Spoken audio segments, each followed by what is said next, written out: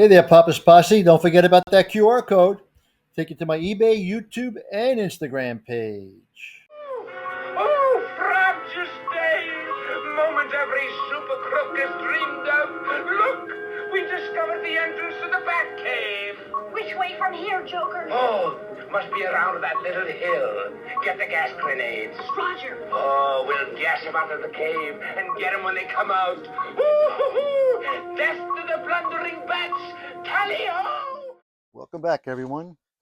Papa's Comic Books, Coffee, and more. Today we have Batman Family Giant. All new story starring Batgirl and Robin. Number 12. This book was 60 cents back in 1977. One of the stories in here is I Am Batman's Brother by Bob Rozakis and Jay Delbo. Now, before we begin, don't forget, this book and others are available on my eBay page, Papa's-Comic-Books. Please hit that like button and subscribe to the channel. Let's see what we have. Too late, heroes. My moonbeam has already doomed Batman, but don't go away. You're next. Beautiful and brainy, with a brown belt in judo, Barbara Gordon, daughter of Gotham City Police Commissioner, fights for justice in two identities, as Congresswoman and as the mysterious Dominion Daredevil, Batgirl. Though you may not recognize me, reader, I'm sure you know that the costumed cutie in this scene is Batgirl, and the airplane flying above Washington, D.C. is Charles Lindbergh's famous Spirit of St. Louis.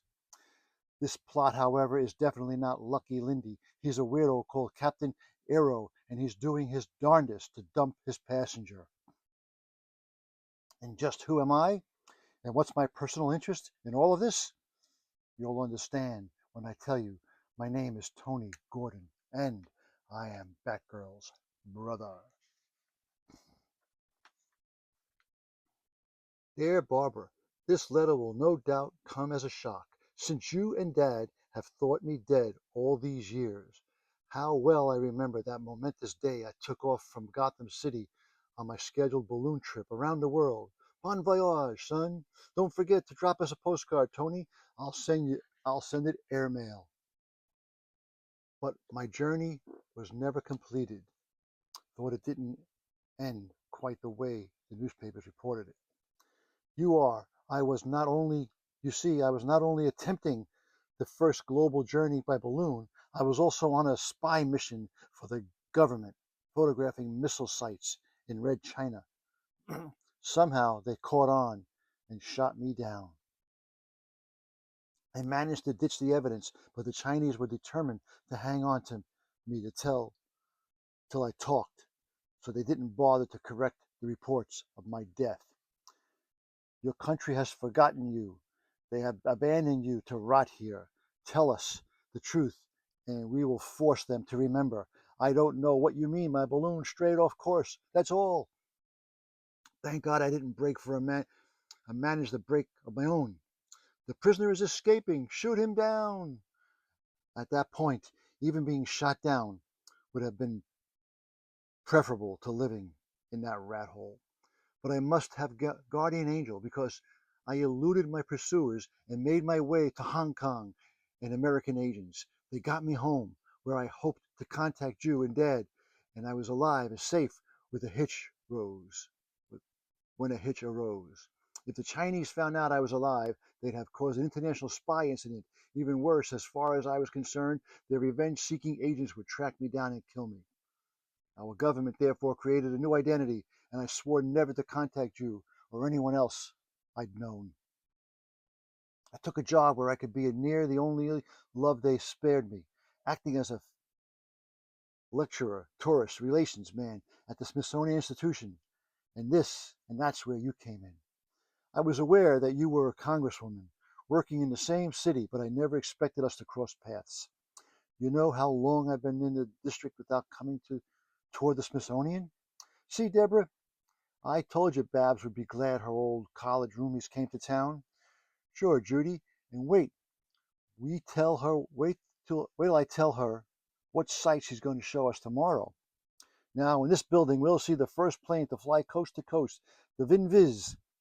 I'm disappointed. I won't get to see the Spirit of St. Louis. It's hard to believe someone actually stole it right out of the Arts and Industries building.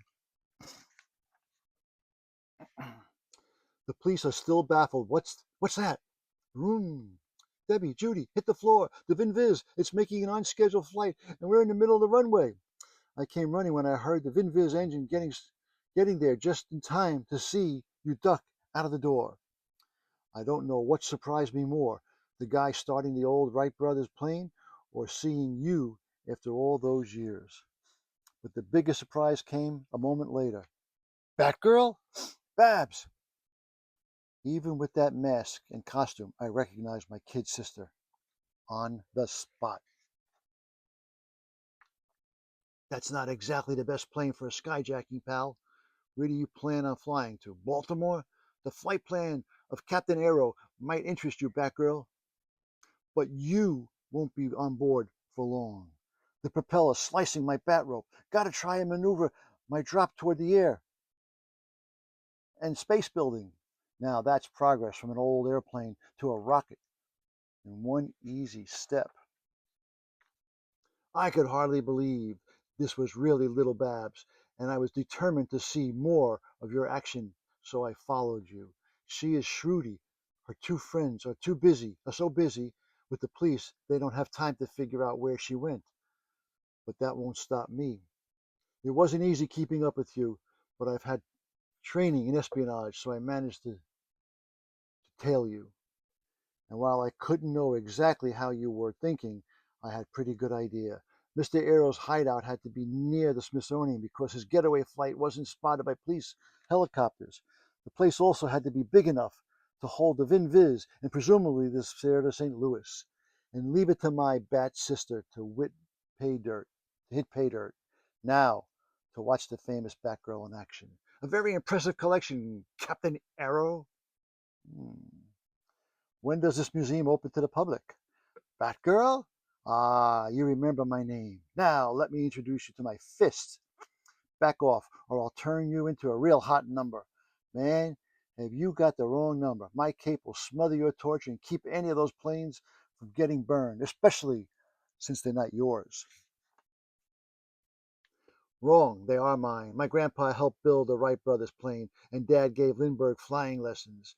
Neither of them was given his rightful place in history, so I have created this museum to honor their memory. And you've chosen fitting historical planes to fill it, eh? Sorry, Ace, it doesn't wash. Lindbergh flew this plane solo, but you're not. Get out of here. Out! Screech! Whoa, Arrow, you're not cleared for takeoff. One fist coming in for a landing. Suck. Maybe that wasn't so smart. Now I've got to find the brakes. Contact. Ooh, boy. I'd stood by helpless as you battled my Mr. Arrow, but seeing you knocked for a loop spurred me into action. But Batgirl, Tony, you're hurt. Stay put. I'll go for help. I did go for help, but didn't come back to see how you were. I couldn't risk your knowing I'm still alive. I found out later you're doing fine, just a mild concussion. But I know you'll be determined to find out if I really was who you saw in your days. So I've got to leave town, adopt still another identity. I can't let you track me down, Babs. So this is as far as my letter goes. You understand, don't you, sis? The end. Here we go, another one. Man-Bat, inspired by his idol, the Batman, zoologist Kirk Langstrom invented a serum to make him a true Batman. With the sonar sense, it did more, turned him into a half-human creature with giant wings, fantastic strength, and animal instincts. Aided by the Batman, Kirk developed an antidote to restore his human form. Now he has dedicated his life to tracking criminals as the airy Man-Bat. All the best things in life used to be free. Today, there's a tax on most of them. Fortunately, they haven't figured out how to tax the free concerts in New York Central Park. So when you're on a tight budget like Kirk and Francine Langstrom, that's where you go for an evening out. Oh, Kirk, this is such a pleasant evening. Yeah, and I got the most expensive seats in the house. Oh my gosh, look, A jaguar! Run for your lives! The panicky crowd is more dangerous than that big cat, and there's only one quick way to stop them both. As Man Bat, it's going to be one of those nights for our airy hero, and the some and then some, because this is only the beginning of the traumas he'll face on Dread Night of the Jaguar. Big fella must have broken loose from its cage at the nearby zoo. Sorry, Jag, you're supposed to be on a people-free diet. Oh, I'm not on the menu either. I just make you sick. Can't keep a good man bat down, you know. Oh, you'd like to try flying, eh? You're not ready to solo yet, so allow me to give you a free lesson. So you can get first-hand experience on a crash landing. Shoot, thought I might reap a reward for begging that jaguar, but nobody stayed around to see me do it. Well, I saw you, and I think you were sensational. Honey, what's the matter? Oh, my animal instinct is picking up a signal from somewhere nearby. Better get to a safe place before I go back into action. And wing flapping moments later in front of a hotel overlooking the park. Just sit quietly in the lobby till I come back for you. A mother-to-be shouldn't be running around alone at night. I'm picking up signals from the northern part of the park, up near the Metropolitan Museum of Art. Shouldn't be too hard to home in on my target here. Animal instinct signals come in. We hasten to explain. The desire and determination to commit a crime triggers certain parts of the brain into action, causing them to emit special types of brain waves. Using an animal instinct's Man Bat can pick up the transmission and home in on the approximate area where the crime is to be perpetrated. Sure hated leaving Francine like that, but at least she understands my determination to be the New York City version of Batman. Most women would ditch a husband who took off every night to play superhero, especially in their financial situation was dependent on the rewards he collected. And speaking of rewards, I wonder what I may get for rounding up that felonious foursome. What a gimmick! By setting the jaguars loose at the other end of the park, we get every park cop chasing it, leaving us free to waltz through the museum and nobody around to stop our keeper. Almost nobody. Man Bat, that's my name, and whom do I have the pleasure of punching out? The Sunset Gang, 'cause when the sun goes down, we get up. Screeby seems to be something wrong, because I'm going up and you're going down. Hold it, lady. I don't want to hit you if I don't have to. I advise you to give up quickly. You give up, Man Bat. Fly back to your belfry, or I'll use this on you. Click. A flashlight? How's that going to stop me? It's not working, but Mr. O said it would be guaranteed. Maybe you can return it and get your money back. Oh, suddenly another creature leaps through the night. That jaguar. It's still loose. Its weight breaking me down. My leg. Oh no. You're not satisfying your hunger pangs on me. You want to eat? Go back to your zoo cage. Hold on, sunsetters. I'm not finished with you yet. No? Well, we are finished with you. Again with that damn flashlight. This time it's going to be different. Watch. What's happening to me? This is no ordinary flashlight. Its beam is concentrated moonlight, which can turn a man bitten by a jaguar into a were-jaguar. Huh? This is maddening. I can think clearly, but I can't control this jaguar body. I want to attack the Sunset Gang, but instead I'm fleeing into the woods. This feline body runs purely on animal instinct, and oh no, armed policemen hunting for the real jaguar. Maybe I can get close enough to tell them who I am. No luck. I can't talk in this blasted form. There it is. Shoot to kill. Gotta hope none of these cops ever hunted big game. It's the only chance I've got of not being shot. Can't get a clear shot of the beast. There he goes. At least the body's smart enough to take off rather than get a pelt full of lead. It was moonlight that made me this way, and I'm praying sunlight will reverse it. If I can just stay alive till dawn. Sun will be up any minute. Now, and I'll be myself again. Time always drags when you want to pass by quickly, but eventually the horizon brightens. Dawn, and not a moment too soon. Wait a second, nothing's happening. I'm not reverting back unless I have to hit directly by sunbeam. Gotta risk it. Or I may spend the rest of my life as a jaguar. There he is! Fire! Our bullets are hitting him with no effect. That's no regular jaguar. It's some kind of devil cat. Oh no! What a dance! What a dunce I've been! As a werebeast, I can't be harmed by ordinary bullets, only silver ones. Ah, the sunlight is working. I'm free. Oh my God! Not long after, an exhausted Kirk Langstrom limps into a hotel lobby. Darling, what's happened to you? Your leg is hurt. I'm all right, honey. Just a jaguar bite. How did that jaguar get loose? Did you catch those crooks who homed in on? Please, darling, tell me what happened out there. It's a long story, dear, and the worst part is that it's over. It isn't over yet. Come on, let's go. Wait till what will happen to Kirk Manbat Langstrom next time and the sun goes down. Oh no! Batman's Bureau of Missing Villains. Missing Villains. Clayface, number 1. The villain first faced the Batman and Robin Detective Comics number 40, June 1940, only 2 months after the Boy Wonders debut. Bruce Batman Wayne was engaged to Julia Madison, who had just begun her career as a movie actress. And this, Bruce is Mr. Bentley, head of Argus Pictures. Mr. Wayne, if Julie keeps up her fine work, she'll be a star in no time. How do you do? Her first picture was a remake of The Dead Castle, a horror film. The star of the original Basil Carlo showed up. Just dropped in to wish the successor to my role. Good luck, Todd. I only hope you are as smart as I was foolish. Lots of luck to you. Thank you, Arlo.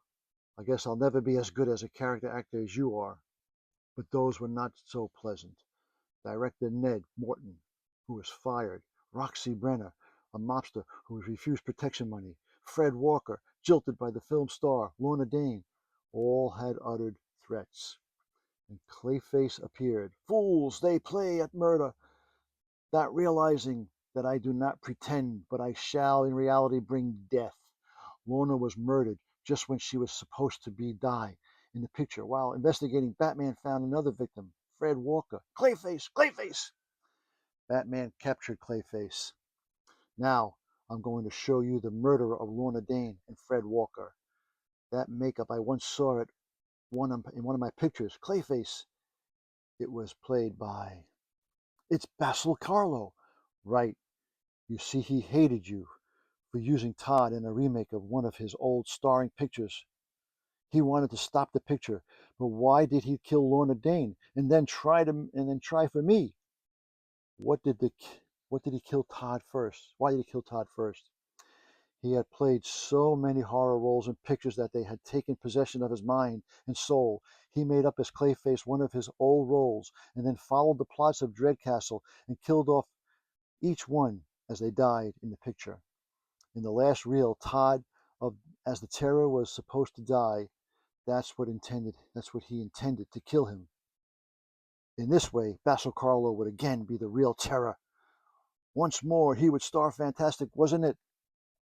He recognized me in my Clayface disguise when I got Lorna wanted to blackmail me, so I killed him. As for you, Batman, I'll get you yet. But why did he kill Walker? In Detective number 49, March 1941, Carlo escaped, vowing vengeance on Batman, Robin, and Julie. Now using the screen name Portia Storm, she just broken her engagement to Bruce. Once more, Clayface was foiled. He did not return again, but Clayface number 2 came along in Detective number 298, 1961. No mere actor in makeup. This Clayface had the power to mold his body like modeling clay, or molding clay, or whatever, and take any form he chose. His name was Matt Hagen. While skin diving, he surfaced in a strange cave where he fell in a pool full of bubbling colors. Ah, that pool did something to my body. It's like some kind of clay, hard clay.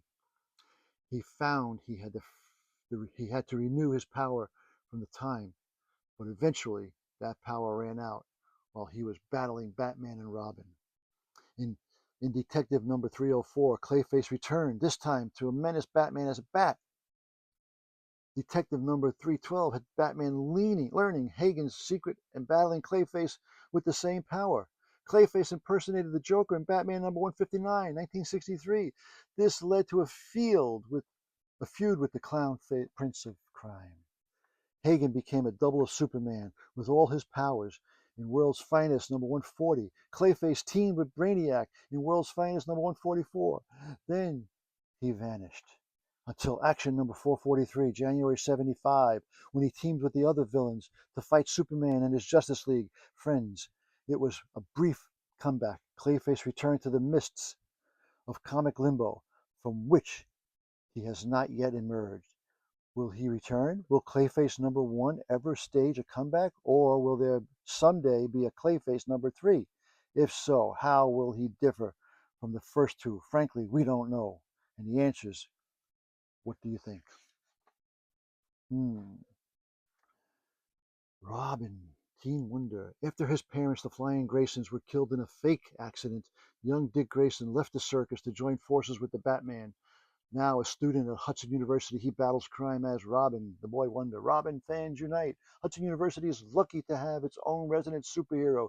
This is your chance to meet him in person and show your appreciation to the first meeting of the Robin Rooters this afternoon in the gym, 3 p.m. Perhaps some of you have joined a fan club or your favorite actor or rock star, but chances are you've never joined one for a superhero. So here's your golden opportunity to join the Teen Wonder Admiration Society. Rally round Robin. Wonder how they expect to get Robin to appear when nobody asked me to come. Richard Grayson, if you have any thoughts about attending that rally this afternoon, forget it. You promised we'd go to the library and work on your term paper for Finance 2, the one you didn't finish last week because you rushed off to Washington to help Congresswoman Gordon. What's the hassle, Lori? I can just rewrite last semester's economics papers, and actually, it was to help Batgirl's Babs Gordon, other identity, round up the members of the maze. No way. Someday you're going to run Wayne Enterprises, and future corporate presidents don't take shortcuts. I'll take the call. This is a recording, Mr. Grayson. Is not available at the moment because he is writing a very important term paper. Please call back later. Thank you. I don't believe you did that. It could have been an important call. Batman, maybe the Teen Titans, or even not more important than passing finance, which you won't do if that paper isn't finished. Now move out. And after a forced march across campus, a study room in the HU library, Hudson University. I don't mean to come on like a pushy old woman, but I worry about you making the grades you should. Sure, you've got high IQ and get away with cutting classes, but high IQs don't get term papers written. Don't sweat it. Sometimes I need somebody to sit on me to get things done. So let's get doing. Several pages of notes later, Dick takes a break and gazes out the library window at the campus below. Phew, wonder if Bruce had to go through this. What's going on down there? Millionaire jet setter Bruce Wayne. Okay. First, two tough-looking characters barge into the Hudson Gallery, while the third one turns people away. A little bird like Robin tells me that bears investigating. Gotta get another book, Lori. I'll be back as soon as. Wait, you keep working. I'll get the book. No, I know exactly where to find it. I'll be back in a couple of minutes. One thing's certain. The book in question won't be found in the deserted study room Dick ducks into. Gotta wrap up whatever's going on fast. And seconds later, we've got the goods. Let's scram. Before you go, fellas, how about some campy dialogue? Now repeat after me. Look up in the sky. It's a bird. Robin, oof. I hear you, student bird boy. So put your nose to a book. Snook. Hey, this is Christine Aridon, first edition from the gallery. It's worth a fortune. That's right, kiddo. Now here's where we cut out, and where I cut you down. There's back cuffs. These back cuffs will keep you treed. Somebody call security, Chief McDonald, and pick up the loot. This clown checked out of the gallery, while I nail the other two running into the gym. But as the Teen Wonder rushes after the quarry, oh look, there he is, our hero. The place is full of Robin Rooters. Those guys figured they'd get lost in the crowd. Spotted one of them, he's making a break for it. Wow, he even got somebody to play a baddie so he could put on a show for us. They think this is an act. Okay, if it's a show they want, it's a show they get. Deep down inside there's a still flying Grayson who loves that applause. The ovation may be short, though, because the show's just about over. That's what you think. I'm doing an encore. Watch me bounce back. See? As long as I keep bouncing, you can't touch me. You forget one thing, that I'm a champ bouncer myself. And as the Robin Rooters crowd around their hero, already used my back cuff, so I'll set the barbell across him to pin him down. Greetings, Robin. I'm Margie Spratt, president of the Robin Rooters. I want to thank you for showing up.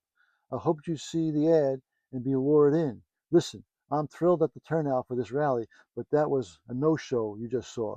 That guy is a real thief. It's true. He was stealing Hurricane Hurley's scrapbook from the gallery.